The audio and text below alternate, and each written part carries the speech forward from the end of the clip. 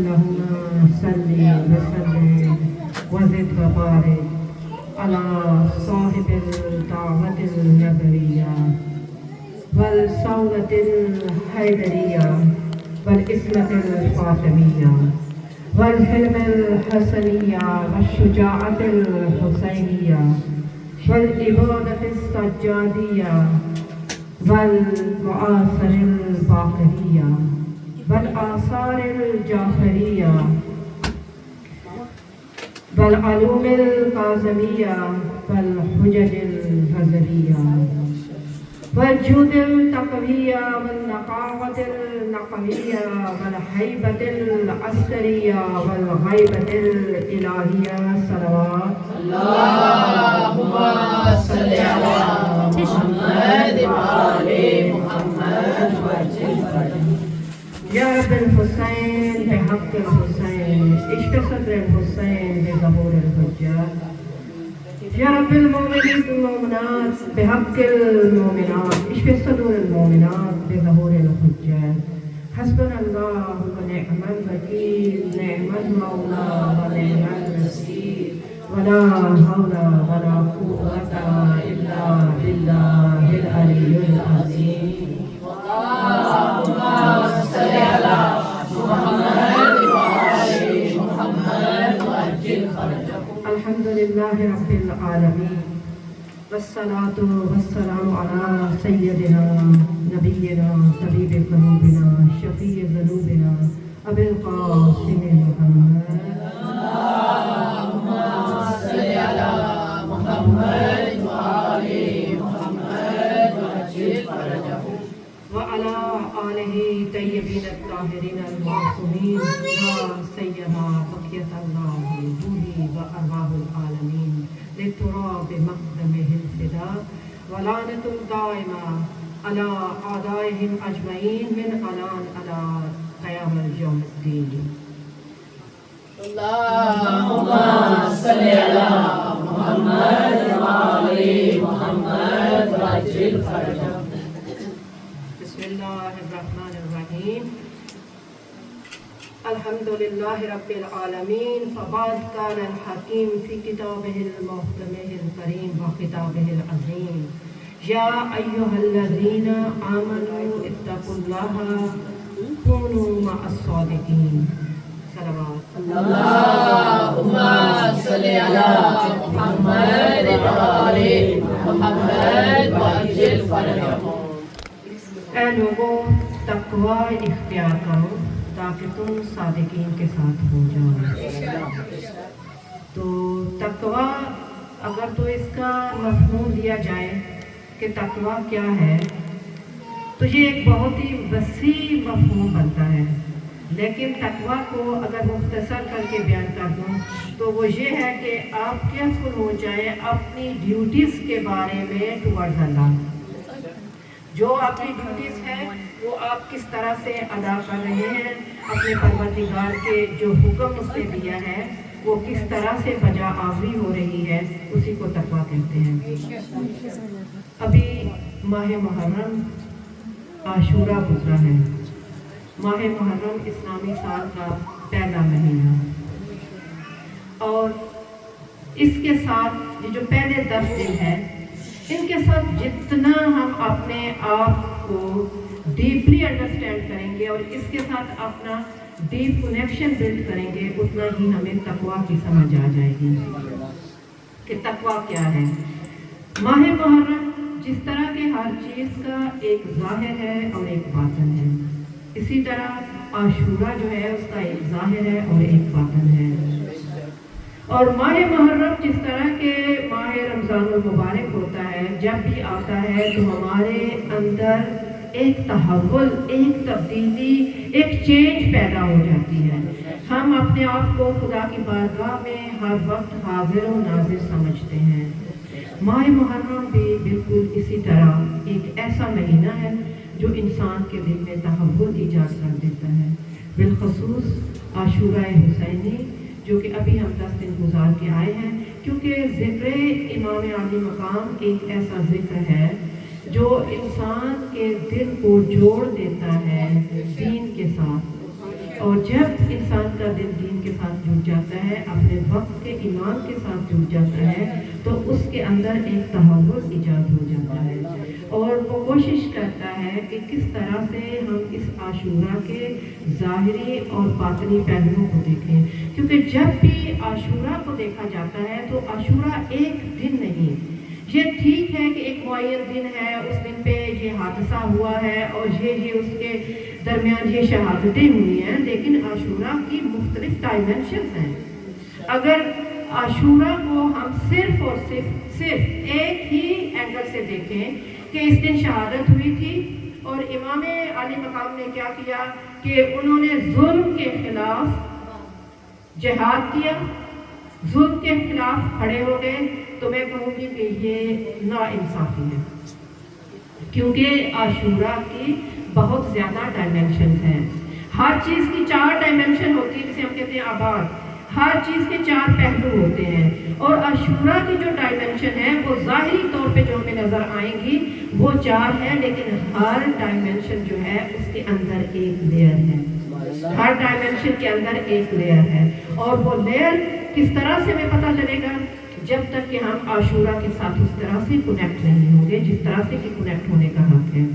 अगर हम इन 10 दिनों के बाद इसी तरह से ज़िक्र अबा अब्दुल्लाह हुसैन सुनते रहें और हमें फिर भी अंदाज़ा ना हो कि हमने आशूरा के हकीकी माने जो है उनको जाना है या नहीं, तो है। क्योंकि आशूरा जो है उसका अगर ज़ाहिरी पहलू हम देखेंगे तो वो ज़ाहिरी पहलू क्या है, वो हर एक बच्चा भी जानता है कि आशूरा का ज़ाहिरी पहलू ये है कि हम घिरिया करते हैं, हम मजालिस से बर्पा करते हैं, हम मातमदारी करते हैं। तो क्या ये मातमदारी, गिरिया, अज़ाए हुसैनी, तबर्रुकात, फर्श अज़ा पर आकर बैठना, ये आशूरा के साथ या इमाम आली मकाम की इतनी बड़ी कुर्बानी के साथ इसको सिर्फ इस हद तक महदूद कर देना, क्या ये जस्टिस है? नहीं है। क्योंकि जब तक हम आशूरा के बातनी पहलू को नहीं समझेंगे, हमारा सफ़र ज़हूर की तरफ मुमकिन नहीं होगा। जिस तरह के माह रमज़ान मुबारक में या वैसे भी इबादत जो हम करते हैं, एक सिंपल सी एग्जांपल है कि हम रोज़ा रखते हैं, हज करते हैं, नमाज पढ़ते हैं, कुरान पढ़ते हैं, तो नमाज में क़याम, रुकू, सजदा या हज के जो अरकान हैं या जिस तरह से हम ज़कात अदा करते हैं, ये सारे क्या हैं? ये आमाल हैं जो हम बजा लाते हैं। ये हर एक अमल का, हर एक फ़ेल का एक ज़ाहिर है कि हम अपने आप को ताहिर करते हैं इन अमाल को बजा लाने के लिए और फिर ये अमाल बजा लाते हैं। तो ये हर एक अमल का एक ज़ाहिर है। क्या रोज़ा या नमाज या हज जो है, जो हम अरकान बजा लाते हैं, जो हमारी ज़बान से कलमात अदा होते हैं, इनका मतलब वही है। इनके बातनी पहलू भी हैं जो इंसान की रूह पर असरअंदाज होते हैं और बातन इनका क्या है कि वो हमें हमारे ऑलमाइटी लॉर्ड के साथ कनेक्ट करते हैं। ये इबादत का बातन है। मोहम्मद वाले मोहम्मद सल्लल्लाहु अलैहि वसल्लम। इसी तरह से जो आशूर है, ये गिरिया करना, ये मजालिस बर्पा करना, फर्श अज़ाए हुसैनी पे आना, इमाम अली मकाम की इस याद को ताज़ा रखना, ये आशूरा का ज़ाहिर है। इस वक्त हम ऐसे वक्त से गुजर रहे हैं कि हम कहते हैं कि हम आखिरी नूरे विलायत का ये दौर है और हम मुंतज़िरे ज़हूर हैं, हम उनके लिए मुंतज़िर हैं। तो मुंतज़िरे ज़हूर जो हैं, अगर इस दौर में भी वो आशूरा के इस ज़ाहिरी पहलू को ही सिर्फ देखते रहें, तो क्या ज़हूर में दाखिल होने का कोई चांस, कोई इम्कान है? نہیں ہے، کیونکہ جب تک بھی کسی چیز کے باطن سے آشنا نہیں ہوا جاتا، ہم جب کہتے ہیں نا کہ عاشورہ کے بطن سے ظہور نے پیدا ہونا ہے، بطن کیا کہتے ہیں؟ کہتے ہیں ماں کے بطن سے اس بچے نے جنم لیا، ماں کے پیٹ سے یہ بچہ پیدا ہوا ہے، اسی طرح کہتے ہیں کہ عاشورہ کے بطن سے ظہور نے پیدا ہونا ہے۔ تو عاشورہ کا بطن ہے کیا؟ بطن باطن سے نکلتا ہے، تو جب تک عاشورہ کا باطن ہمیں سمجھ میں نہیں آئے گا، ہمارا ظہور کی طرف سفر ناممکن ہے۔ اور سب سے پہلے جب یہ 10 دن گزر جاتے ہیں، انسان ایک لحظہ کے لیے یہ ضرور سوچتا ہے کہ میں نے یہ 10 دن امام حسین علیہ السلام کے غم میں گزارے ہیں، کیا ان 10 دنوں کے بعد آیا میری حالت میں کوئی تبدیلی آئی ہے؟ کیا میں امام حسین علیہ السلام کے قریب ہوا ہوں یا میں ان سے دور ہو گیا ہوں؟ یعنی کہ امام حسین علیہ السلام جب گریہ انسان کرتا ہے تو اس کا دل نرم ہو جاتا ہے، اور جب انسان کا دل نرم ہو جاتا ہے تو وہ دل آمادہ ہوتا ہے کسی بھی چیز کو قبول کرنے کے لیے۔ اسی لیے جب فرش عزائے حسین میں بیٹھتے ہیں تو دعا کرنی چاہیے کہ ہمیں عاشورہ کی جو اصلی ماہیت ہے، جو اس کی اصلی شکل ہے، اس تک پہنچنے کی توفیق عطا پروردگار۔ تو ان 10 دنوں کے بعد اگر ہم اپنا جائزہ لیں، اگر ہم اپنا انالیسس کریں کہ کیا ان 10 دنوں Q کے بعد میں امام حسین علیہ السلام جو ہے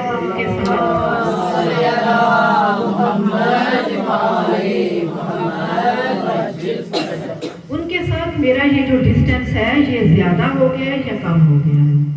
مجھے اپنی اسی وقت پتہ چل جائے گا کہ میں نے اس عاشورہ کو اپنے اندر کتنا ایبزارب کیا ہے۔ اگر تو میں سمجھوں گی کہ میرا امام حسین کے ساتھ ڈسٹینس کم ہو گیا ہے تو اس کا کیا مطلب ہے کہ میرا قدم دین کی طرف بڑھ رہا ہے، میرا قدم ان احکامات کی طرف بڑھ رہا ہے جو کہ امام علی مقام نے بتائے تھے۔ اور اگر میرا فاصلہ امام علی مقام سے دور ہو گیا ہے تو میں دین کے ان حقائق کو، ان حقیقت کو ابھی تک نہیں پہچان سکا، اور اگر میں دین کی حقیقت کو پہچاننے میں اس قدر کمزور ہوں، ابھی تک نہیں پہچان سکا، تو پھر کیا مسئلہ ہے؟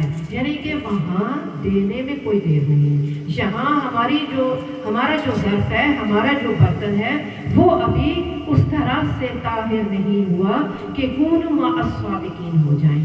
اگر مجھے کونوا مع الصادقین ہونا ہے، مجھے ان لوگوں کے ساتھ شامل ہونا ہے جو کہ صادقین ہیں، جو کہ راست دو ہیں، تو اس کے لیے سب سے پہلے مجھے اپنا انالیسس کرنا ہوگا کہ میرے دل کا برتن کتنا طاہر ہے، میرا ظرف جو ہے وہ اس طہارت کو، اس حقیقت کو، اس دین الہی کو قبول کرنے کے لیے کس حد تک آمادہ ہے، یا میں نے عاشورہ کو صرف اور صرف ظلم کے خلاف جہاد کرنے تک عاشورہ کو میں نے بس ختم کر دیا ہے۔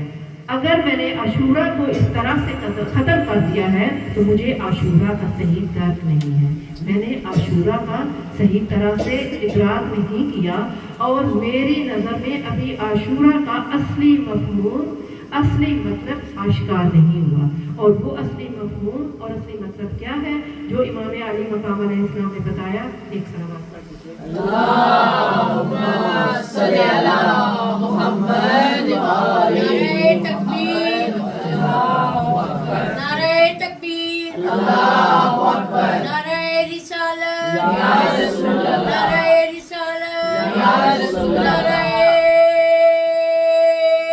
حیدری، حیدری، حیدری، مشنود یا شاہ لافتہ، بلند تر صلوات۔ اللہم صلی علی محمد وآل محمد۔ عاشورہ کا جو باطنی مفہوم ہے وہ خدا کے نزدیک پہنچنا، خدا کے دین کو بچانے کے لیے جان، مال، اولاد، گھر قربان کر دینا، صبر اختیار کرنا، مشکل کے وقت صبر کا مظاہرہ کرنا، ثابت قدم رہنا۔ کیا میں ان تمام تر مفاہیم سے ابھی تک آشنا ہوئی ہوں؟ کیونکہ اگر امام علی مقام کو صرف اور صرف ظلم کا مقابلہ کرنا ہوتا یا یزید کی بیعت نہ کرنی ہوتی تو انہیں کیا ضرورت تھی کہ وہ کوئی اور بھی طریقہ اختیار کر لیتے؟ وہ کسی اور ذریعے سے بھی یزید کو انکار کر سکتے تھے، وہ امام وقت تھے، وہ ظلم کا مقابلہ کر سکتے تھے۔ امام نے یہ جو سارا اہتمام کیا کہ اپنی بہنوں کو لے کر آئے، اپنے خانوادے کو لے کر آئے، اپنے اصحاب کو لے کر آئے، کیا امام حسین علیہ السلام صرف اور صرف اس ظلم کے مقابلے کے لیے اتنا کام کر رہے تھے؟ نہیں مومنات، امام عالی مقام اصل میں ہمیں یہ بتانا چاہتے تھے کہ خدا کے دین کو بچانے کے لیے کن کن لوگوں کی کس کس طرح سے ضرورت ہے، اور دین فقط ایک انسان نہیں، دین مکمل اس وقت ہوتا ہے جب تک کہ پورا جامعہ جو ہے وہ ایک پلیٹ فارم پہ آ جائے، جب تک کہ تمام تر تفکرات، تمام تر سوچیں، تمام تر لوگوں کا عقیدہ، تمام تر لوگوں کی جو امام وقت کے لیے ایک ہی سمت میں جب حرکت کریں گے اور ایک ہی پلیٹ فارم پر جب آ جائیں گے اور تمام کے تمام آمادہ ہوں گے کہ خدا کے دین کو پہچاننے کے لیے مجھے کیا کیا کرنا ہے، مجھے قربانیاں دینی ہے، مجھے صبر اختیار کرنا ہے، مجھے بچوں کو قربان کرنا ہے۔ امام علی مقام اگر حضرت علی اصغر کو لے کر آئے تھے تو کیا امام نہیں جانتے تھے کہ اس 6 مہینے کے بچے کا کیا کردار ہے، وہ کیا دین کی حفاظت کرے گا؟ یہ لمحہ فکریہ ہے نا ہمارے لیے، کیونکہ ہمارے اذہان ابھی تک اس چیز کو قبول نہیں کر پائے کہ جب بھی انسان خدا کی قربت حاصل کرنا چاہتا ہے تو اس گھرانے کے چھوٹے سے لے کر بڑے شخص تک، کسی بھی گھر کے بچے سے لے کر بڑے تک، تمام کے تمام افراد کو ایک ہی پیج پہ ہونا چاہیے۔ جب تک گھر کے تمام افراد ایک پیج پہ نہیں ہوں گے تو وہ گھر جو ہے وہ دین خدا کو پہچان نہیں سکتا، وہ خدا کی قربت کو حاصل نہیں کر سکتا۔ اور جب اسی طرح سے ہر ایک گھرانہ، ہر ایک فیملی سیم پیج پہ ہوگی تو یہی فیملیاں مل کر ایک کمیونٹی کو بلڈ کرتی ہیں، ایک جامع اسلامی کو بناتی ہیں۔ اور جب تمام کا تمام جامع اسلامی جو ہے وہ ایک پیج پر ہو جائے گا تب ظہور آخر زمان ہوگا۔ شہنشاہ امامی زمانہ بلند تر صلوات، اللہم صلی علی محمد و آل محمد وعجل فرجہم۔ اور جب جامعہ اسلامی ایک پیج پر ہو جائے گا تو وہ جان پائیں گے کہ دین کی حقیقت کیا ہے۔ دین کی حقیقت کیا صرف خداوند متعال کو ہم سے نمازیں پڑھوانی تھی، یا روزے رکھوانے تھے، یا اس نے کہا تھا کہ زکوٰۃ دے دے میرے لیے؟ مومنات، خداوند متعال کہتے ہیں کہ دین ہر وہ چیز ہے جو میں کہوں اور تم یس سر کہتے جاؤ، یعنی کہ میری بندگی میں کوئی اس اینڈ بٹ نہیں ہے۔ اور احکامات کیا ہیں؟ عقائد دین کیا ہے؟ احکامات ہیں، عقائد ہے، اخلاقیات ہے، معاشرے میں ایک دوسرے کے ساتھ مل جل کر رہنا ہے، اٹھنے بیٹھنے کا طریقہ ہے۔ جب ان تمام تر چیزوں کو، تمام تر طرز زندگی کو ہم ایک جگہ پہ جمع کر دیتے ہیں وہ دین بن جاتا ہے۔ یعنی کہ دین کو اگر میں فقط اور فقط صرف خدا کے لیے 5 وقت نماز سجادہ پہ کھڑے ہونے کو میں دین کہتی ہوں تو پھر مجھے دین کا مفہوم یا دین کی وہ تفہیم نہیں ہے۔ اگر میں ماہ رمضان المبارک میں صرف روزہ رکھنے کو دین کہتی ہوں تو مجھے دین کی تفہیم نہیں ہے۔ جبکہ امام علی مقام نے آج سے 1400 سال پہلے کربلا کے میدان میں یہ بتا دیا تمام تر خانوادے کو لا کر کہ دین مکمل ہی تب ہوتا ہے جب تک کہ گھر کے تمام افراد جو ہیں وہ خدا کی بندگی میں ایک جیسے نہ ہوں، اور ہر کوئی اپنی اپنی ڈیوٹی کو پہچانے کہ اگر ایک ماں ہے تو اس کی کیا ڈیوٹی ہے، اگر ایک باپ ہے تو اس کی کیا ڈیوٹی ہے، اگر ایک بہن ہے تو اس کی کیا ڈیوٹی ہے، اگر ایک بچہ ہے تو اس کی کیا ڈیوٹی ہے، اور جو میری ڈیوٹی ہے اور جو مجھے خدا نے کہا ہے کہ اگر میں ایک بیوی ہوں، ایک ماں ہوں، ایک بہن ہوں، تو اس پروردگار عالم نے جو ڈیوٹی میرے اوپر فرض کی ہے اس میں اپنی مرضی سے نہ ایڈ کر سکتی ہوں، نہ اس میں سے میں کچھ نکال سکتی ہوں، نہ ڈیڈکٹ کر سکتی ہوں، نہ ایڈ کر سکتی ہوں۔ جو اس نے کہا ہے اس کو اسی طرح سے بجا لانے کا نام دین ہے، اور یہی کربلا نے ہمیں بتایا ہے۔ اگر ہم دین کی اصلی مفہوم سے آشنا ہو جائیں تو یقین کریں کہ ہماری صفوں میں کبھی تفرقہ نہ ہو، ہماری صفیں کبھی اس طرح سے نہ ہوں کہ ہم شیعیان آپس میں جو ہے وہ تفرقہ بازی کا شکار ہو جائیں، ہمارے درمیان اختلافات وجود لے آئیں۔ اگر ہم صفِ عزائے حسینی پہ بیٹھتے ہیں اور 2 مہینے امام علی مقام کا ذکر سنتے ہیں تو کم از کم اتنی تبدیلی تو آنی چاہیے، کیونکہ اس صف کی برکت ہے کہ یہاں اس صف پہ بیٹھ کے آپ جو بھی دعا کریں گے وہ قبول ہو جائے گی۔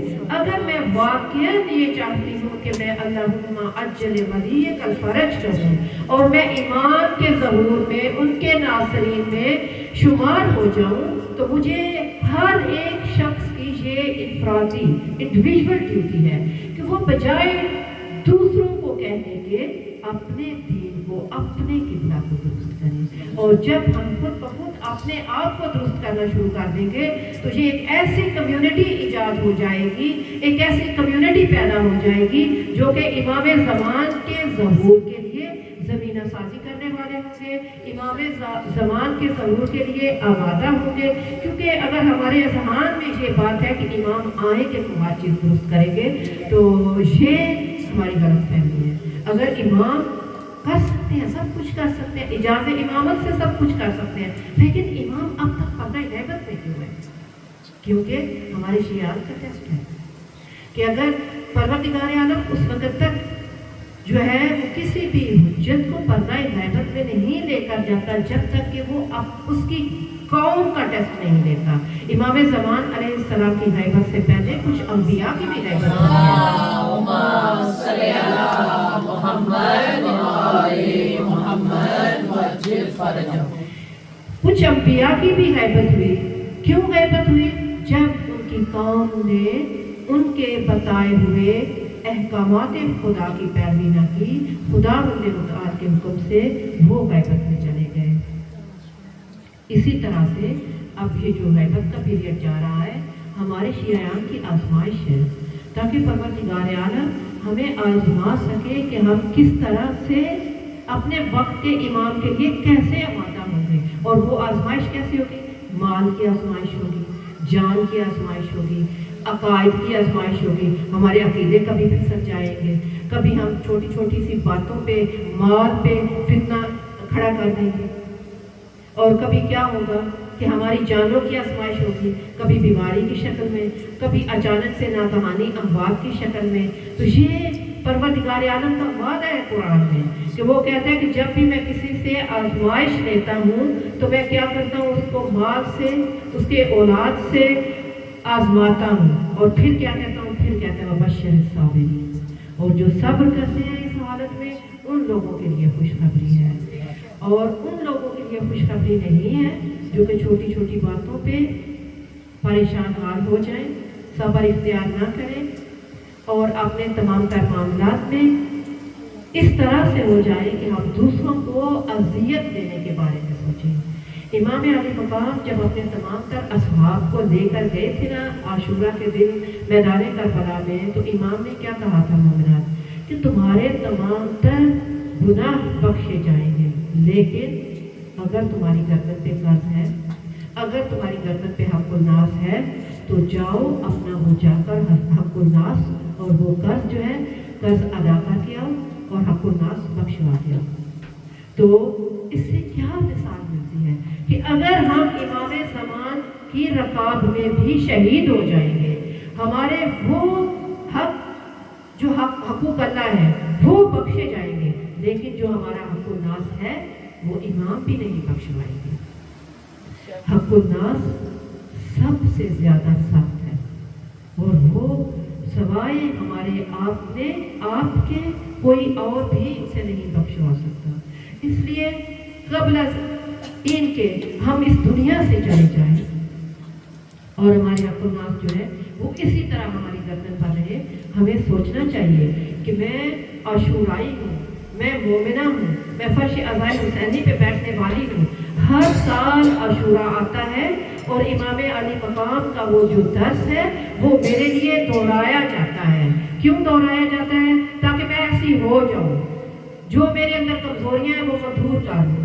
तो मोमिनात, इस आशूरा में हमें ज़रूर ये सोचना चाहिए कि मेरे अंदर कौन सी ऐसी चीज़ है जो मुझे अपने वक्त के इमाम से दूर कर रही है।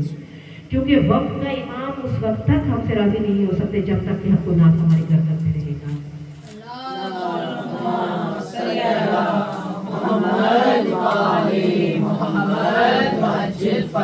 इब्ने महज़ियार का वाक़या एक बहुत ही मशहूर वाक़या जो कि इमाम ज़मान अलैहिस्सलाम का सच्चे आशिक होने का वाक़या, कि वो 10 मरतबा हज पर गए थे। किस वजह से गए? कहते हैं कि हज पे इमाम ज़मान अलैहिस्सलाम तशरीफ़ लाते हैं। तो जब वो 9 दफ़ा हज पर गए और कहा कि मेरे इमाम से मुलाकात हो जाए, काश मेरे इमाम से मुलाकात हो जाए। 9 दफ़ा हज पे गए, इमाम से मुलाकात नहीं हुई। जब 10वीं दफ़ा आई तो कहते हैं कि मैं इस दफ़ा हज पे नहीं जाऊँगा क्योंकि मैं 9 दफ़ा गई हूँ, मेरे इमाम से मुलाकात नहीं हुई।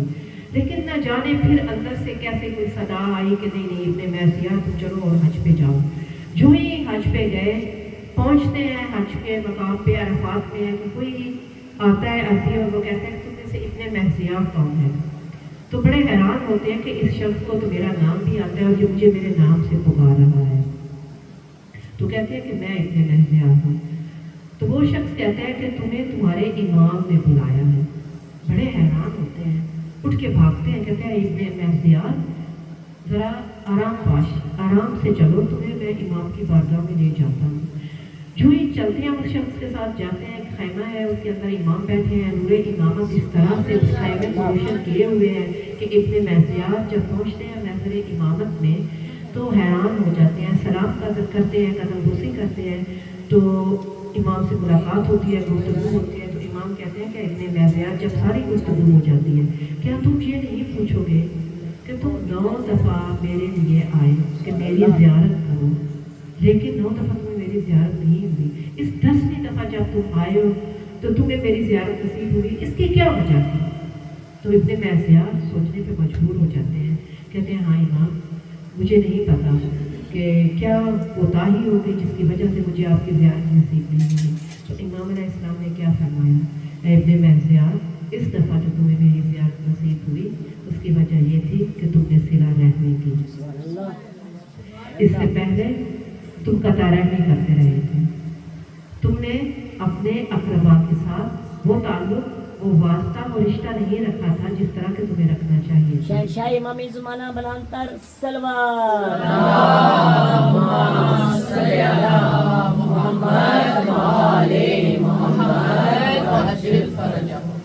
और दूसरी क्या वजह थी, ऐ इब्ने महज़ियार, तुमने अपनी दौलत के बलबूते पर जो दूसरे कमज़ोर लोगों को दबाते रहे और समझते रहे कि ये दौलत मेरे लिए एक बहुत बड़ी शील्ड है, इस दफ़ा जब तुमने अपने इस अंदरूनी तकब्बुर को तोड़ा तो हमारी ज़ियारत नसीब।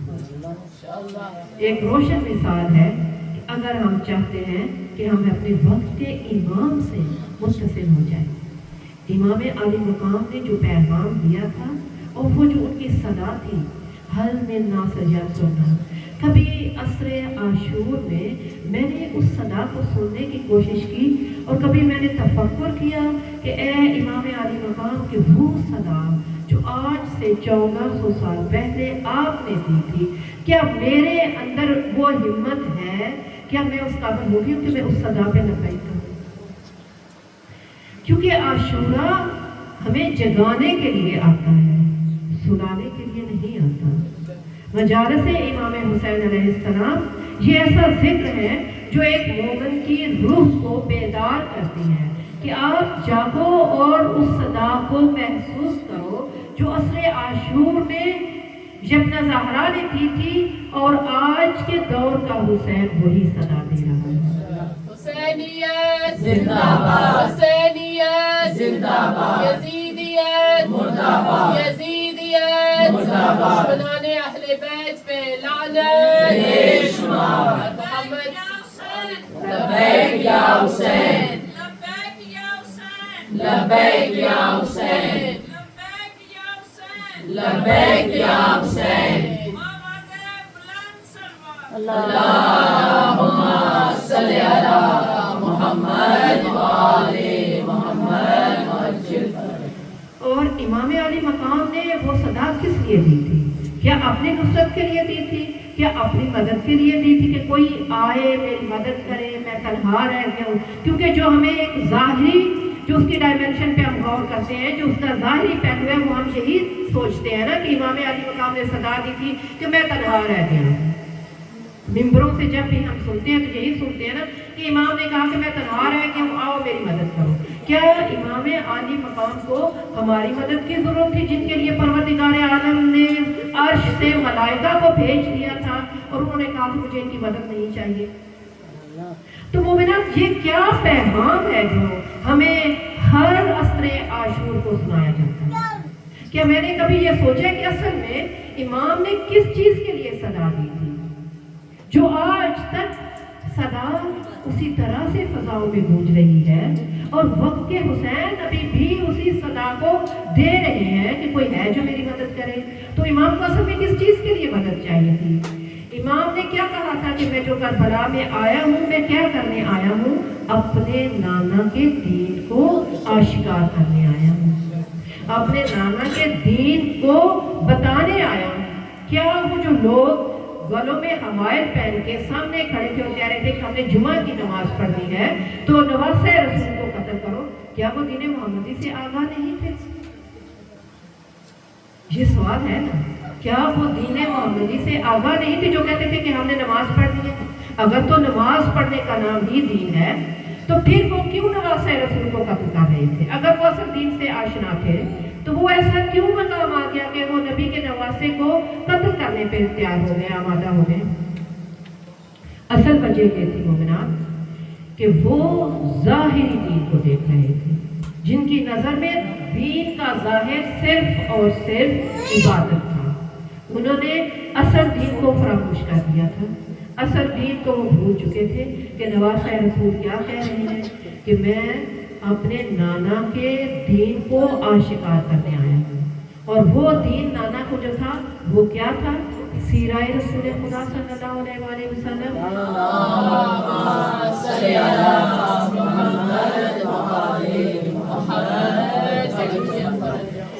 نبی اکرم کی سیرت اور امیر المومنین کی سیرت کو اجاگر کرنا کہ کس طرح سے نبی اکرم جن کو خدا بند متعال کہتے ہیں کہ میں نے آپ کو کامل اخلاق معلم اخلاق بنا کر بھیجا، اور وہ لوگ اس سیرت کو فراموش کر چکے تھے. اور امام علی علیہ السلام کی سیرت کیا تھی؟ وہی جو نبی کی سیرت تھی. جب وہ سیرت فراموش ہو گئی، جب وہ اخلاقیات اس معاشرے سے اٹھ گئے، جب وہ دین کی جو روٹس تھی وہ اس معاشرے سے اٹھ گئی، تو امام علی مقام کو آنا پڑا عصر عاشور میں. تب امام کو اپنا تمام تر خاندان قربان کرنا پڑا اس عاشور کے موقع پر.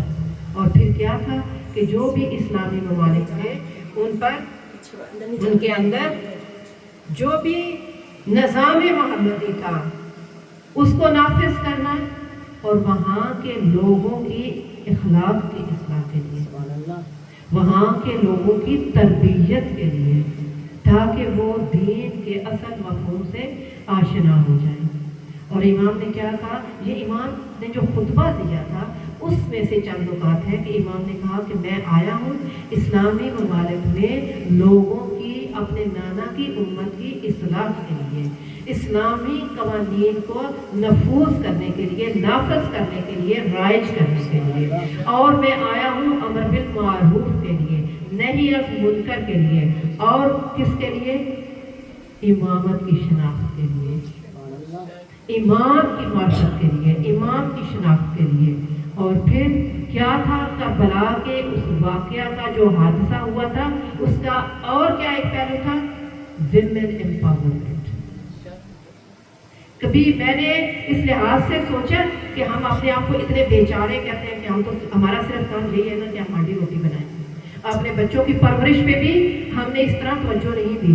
جبکہ صدر اسلام سے اگر دیکھیں تو کس طرح سے اسلام نے خواتین کو ایک مقام دیا ہے، لیکن خواتین پہلے خود اس مقام کو جانیں.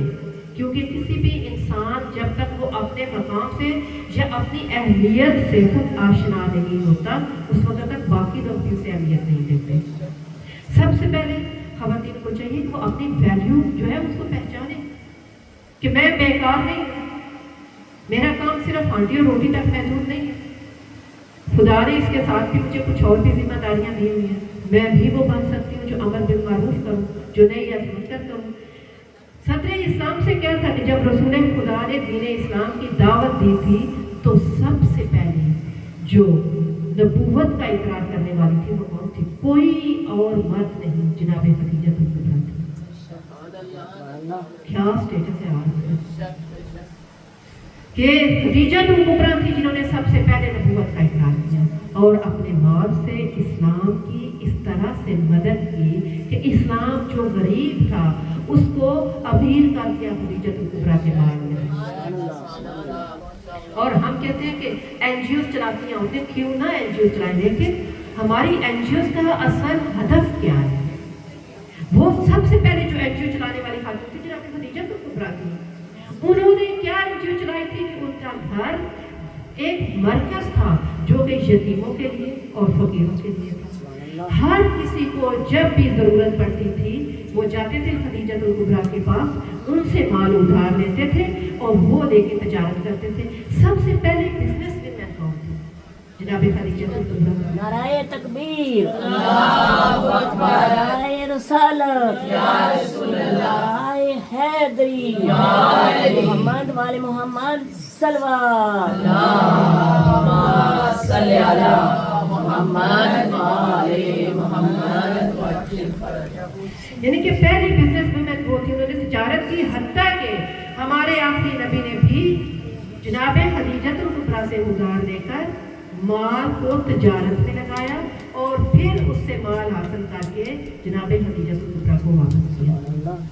یعنی کہ صدر اسلام سے ویمن امپاورمنٹ جو ہے وہ چلی آ رہی ہے. اور کیوں اسلام نے اس قدر خواتین کو ترجیح دیا؟